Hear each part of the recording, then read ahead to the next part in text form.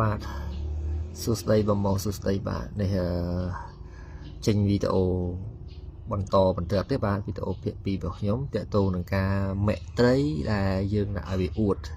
អញ្ចឹងត្រីនេះយើងមិនមែនត្រីមាក់ទេបងយើងលើកពីកន្លែងមាក់មកចេញមកហើយអញ្ចឹងប៉ុន្តែថ្ងៃនេះវីដេអូនេះចង់បង្ហាញតាក់ទងទៅនឹងហើយនឹងការ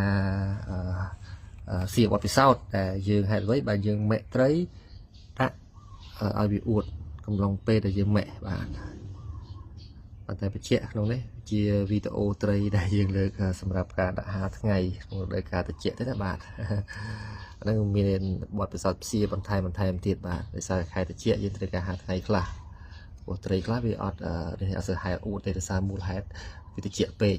ទឹកសីតុណ្ហភាពវាត្រជាក់ពេកខុសពីធម្មតាបងបាទអញ្ចឹងវារឿអញ្ចឹងឯងហើយសរុបមកវិញការដាក់ឲ្យអួតក្នុងកំឡុងពេលវាម៉ែក់គឺទាមទារឲ្យវាហ្នឹងអត់ឲ្យវាស្ពឹកឲ្យវាហ្នឹងវាលះជាគេហៅថាជារបួសវាទី1ទី2ធ្វើឲ្យវាភ្លេចពីងលឿនហ្មងណាធ្វើឲ្យវាភ្លេចពីងលឿនពាក្យថាភ្លេចពីងមកន័យថាធ្វើឲ្យវាហ្នឹងឡើងចិត្តហ្មងណាបាទហ្នឹងឯងជាហេតុផលដែលខ្ញុំដាក់ឲ្យវាអួត